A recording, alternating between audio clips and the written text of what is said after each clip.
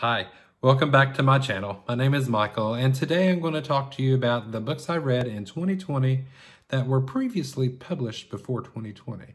Now, I did read a few, like maybe 4 or 5 new releases in 2020, but I'm going to save those for another video. I have several videos planned for you guys that talk about the newer releases from last year, and hopefully we'll get to ones from this year.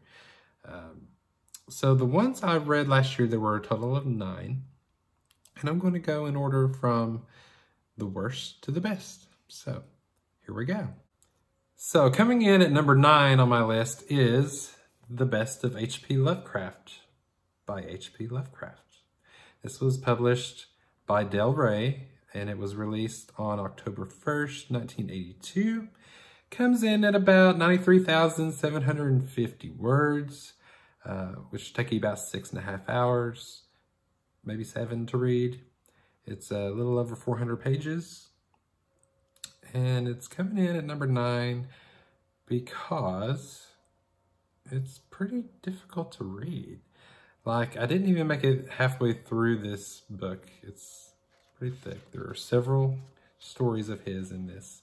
I read the first 9, which includes the Call of Cthulhu, the Dunwich Horror, several classics, but it's very difficult to get into because H.P. Lovecraft wrote these between 1917 and 1937. His writing style was very, very different. It's kind of hard to understand a lot of it, at least for me. And I couldn't even tell you really what happens in any of the stories. I would have to cheat and Google it, which I'm not going to do. Now I DNF'd this partly because I couldn't just read the whole thing through. It's very difficult. Considering the time period it was written and all that. However, I did end up purchasing the complete works of H.P. Lovecraft because he is the grandfather of horror, you know, and Stephen King has always recommended him.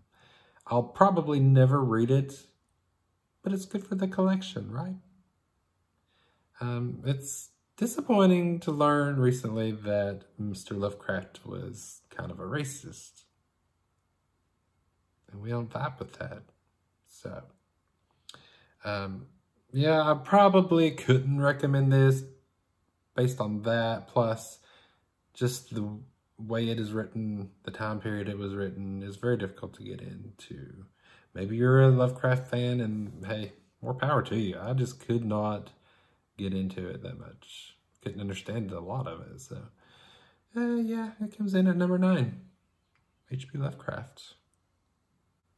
So coming in at number 8, just barely above Mr. Lovecraft, is House of Sighs by Aaron Dries, which includes the sequel, which was really small, The Sound of His Bones Breaking. Now, I believe this was originally self-published by Mr. Dries, but Crystal Lake Publishing actually released this on May 11th of 2018. I couldn't get a word count on this. It's pretty thick. I'm guessing it's about 110,000 words. Take you about 8 hours to read, maybe. It's 506 pages. What drew me to this originally was the cover. I mean, it's gorgeous. Look at that. Pretty beautiful. Beautiful art. However, this is going to receive my first boo, and not the good kind. Before I get into that, let's get to the summary. Okay, this book takes place in Australia. There's a woman, she's kind of unhinged. She starts to commit suicide at the beginning of the story, but for whatever reason she doesn't. She goes to work. She is a bus driver. She picks up about 7 people, I want to say. And then she just kind of snaps into her own little world. She runs over a little girl. She ends up shooting one of the passengers, and she kidnaps the rest of them to her home, which she shares with her equally crazy parents and brother. Now, this, I hate to discredit anyone's writing, okay? I'm a writer, I know how that goes. You know, you want people to like your stories. However, I didn't vibe with this at all. It was actually pretty badly written. There was a lot of head hopping from one character to another in the same scene, which is, I've always heard is a no-no, and I can see why. I mean, it really confuses the reader. I wasn't even sure who the main character was supposed to be. And then once you get towards the end of it, there's like, well, I'm not going to spoil it, but you kind of figure out who the main character is. Let's just say that. I'm not going to recommend this book to anyone. I love the cover. That is the best part of this book. And I'm sorry. It's not good. And the sequel, The Sound of His Bones Breaking, was complete trash. Sorry, don't hate me. Coming in at number 7 for me is I Know What You Did Last Summer by Lois Duncan. Now, this was originally published in October of 1973. But this edition, which is revised, by the way, came out May 5th, 2020 by Little Brown and Company. Comes in a little over 42,300 words approximately. Take you about 3 hours. It's only 200 pages. It's really short. So as you know, there was a movie that came out in 1997, same title. However, if you're looking for a fisherman with a hook in this book, you ain't gonna find it. It's a completely different story. It shares the names of the same characters. It has the same characters, which are described differently. They have different personalities than in the movie. But basically, you know the story, kind of. They're a group of 4 friends that accidentally run over someone and kills them. Now, I mean, that's basically the only similarity between the book and the movie. It's good to read the book, just for the nostalgia, I guess, to see where the movie originated from. I think I would have enjoyed this book more had it been the original publication, which was what I was expecting. However, like I said, this is a revised version. It's been updated to include modern technology like cell phones. But the dialogue was not updated, and that took me out of the story quite a bit. I think, like I said, I would have enjoyed this a lot more with an original publication. However, I'd still recommend it just to check it out, see what it was originally intended to be. It's just a young adult thriller, nothing special. You can guess right off the bat who the killer or the blackmailer, I guess, is supposed to be. So, I Know What You Did Last Summer, Lois Duncan. Coming in at number 6 for me is Simon vs. the Homo Sapiens Agenda by Becky Albertalli. This was originally published June 7th, 2016 by Balzer and Bray, I believe. It's about 300 pages. It comes in at about 58,700 words. Takes you about 4 hours to read. I saw the movie when it first came out, and it was just okay. It was kind of a mediocre movie. And I can basically say the same thing about the book. Now, I know this is like a young adult book about gay love, which I love. However, I did not enjoy this story that much. I mean, its main character is Simon, and he is a closeted gay teen in high school. He starts communicating online with this boy named Blue. He doesn't know who he is. All he knows is he is in the same high school as Simon. So he gets captivated with communicating with this secret person. He starts to come out slowly to his friends and eventually his family, who aren't really all that surprised, I guess. What brings this book down for me is actually Simon. He is not very likable. He is kind of an asshole. I didn't vibe with him. The way he treated his family and friends were just kind of shitty. Yeah, Simon. There are better books out there about gay teen love, let me just tell you. And we'll get to one shortly. Coming in at number 5 for me is another young adult horror novel called Undead by Kirsty Mckay. This was published by Chicken House Publishing. It came out on September 1st, 2012. It's about 68,000 words. Will take you about 4.5 hours to read. It's 263 pages long. Now, this is a story about a group of high schoolers on a field trip in Ireland or New Zealand or somewhere across the pond. They stop at a rest stop, or a restaurant, I should say, in the middle of a snowstorm. I guess you gotta eat. But a couple of them are left behind on the bus.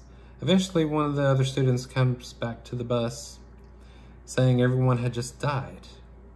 Well, then they start coming back to life, and they have to somehow get out of there. It was a decent story. It wasn't too bloody or nothing like that. If you like zombie books, I mean, it's decent. There are probably worse ones out there, but I will say there is a sequel called Unfed that I won't be purchasing. I didn't like it enough to read the sequel. Let's just say that. So, Undead, it's okay. It comes in at number 5. Coming in at number 4 for me is a book by a self-published author named Alan Ianson, and it's called Dead Petals. Now, this originally came out March 9th of 2019. I couldn't get a word count on this. I'm assuming it's about 96,000 words. Take you about 6 hours to read. It's 374 pages. This cover is gorgeous. Check that out. Loved it. This is a really good book. This is a story about a family man who neglects his family because he's a workaholic, and eventually his daughter is kidnapped, and then he and his wife have to struggle to put their lives back together. The first half of this book is pretty much straightforward. However, it takes a turn halfway through to the supernatural when the dad starts getting visited by the ghosts of other girls who have been kidnapped and murdered in the area. This story was really good. It's really well written. I have nothing but good things to say about it. I was pulled in with the family drama. I really felt awful for the parents who struggle so bad to put their lives back together after their daughter goes missing. It's really filled with emotion. Yeah, I think I even teared up a little bit, so that might be a boo-hoo moment. Yeah. I'm not going to say anything else about it because I really think you should search this on Amazon, buy it, read it, and let me know what you think, because it's really a good book. Dead Petals, Alan Ianson. Coming in at number 3 for me is No Exit by Taylor Adams. This was published by William Morrow on January 15, 2019. It's about 84,700 words. Takes you about 6 hours to read. It's 351 pages, at least this copy is. I got this off eBay, and it's seen some better days. It's kind of roughed up. But this is a thriller. Takes place in Utah, I believe. This girl, our main character is named Darby Thorne. She is on her way to see her mom, who's in the hospital. But a snowstorm comes and she can't make it very far in her little Honda. So she stops at a rest stop where she encounters 4 other people, I believe. Now, she goes outside after a little bit to try to get cell phone reception, which of course she can't. And while she's walking around in the parking lot, she finds a little girl in the back of a van in a cage, obviously kidnapped. But she doesn't know which one of the people inside is the kidnapper. So it's up to her to figure it out, try to come up with a plan to rescue this girl and get out of there alive. This was really good. I wish I had gotten a hardcover copy. However, that seems to be going for quite a bit of money. No exit. Yeah, I can dig it. It's supposed to be made into a movie, I believe. Hopefully that'll come out soon. It should be really good. I'm not going to tell you any more about it. So, if you haven't read it, definitely check it out. Coming in at number 2 for me is a thriller released May 13, 2014, and that is Bird Box by Josh Mallorman. It was published by Echo. It's about 68,300 words. Takes you about 4.5 hours to read, and it's only 260 pages long. Now, I watched the movie when it first came out, loved it, so I had to get the book. And the book is pretty similar. However, there are some things that are different, as it normally goes. So as you probably know, this story is about some creatures that appear and they make people want to kill themselves or kill each other. Mainly they kill themselves. Mallory makes it to a house with a bunch of other people, and they have to learn how to coexist, come up with plans to survive, and how to cope in this new world. Yeah. You probably know all about this book. So, that's all I gotta say. It was a really good book. Bird Box. But my favorite book that I read last year was actually What If It's Us by Becky Albertelli again, along with Adam Silvera. I can't pronounce these words. This was published by Harper Teen. It came out on May 5th, 2020. It's about 85,260 words. Will take you about 5.5 hours to read. It's 433 pages long. So let me tell you why this is my number 1 book that I read in 2020. It's about first love, first gay love, teen love. It's about these 2 boys who pass each other in New York. They meet briefly, talk for a moment, and then one of them disappears, leaving the other one and wondering what happened. He thought there was maybe a connection.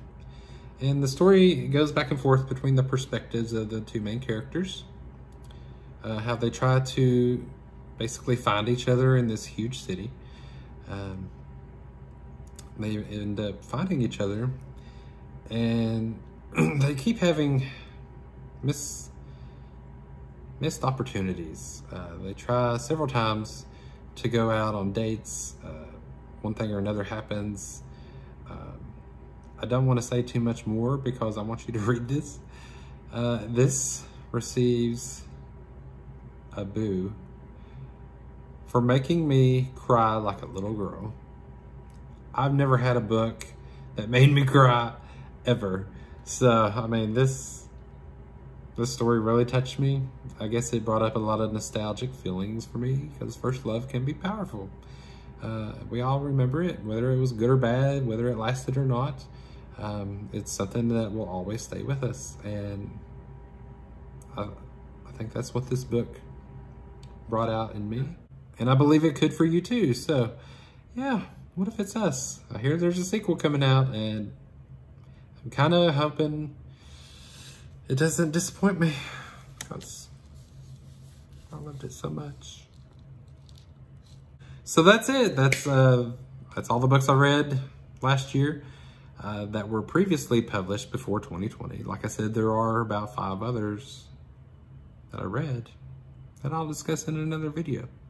So thanks for joining me. I hope this was a little entertaining. I mean, I'm still new to this, trying to figure it all out.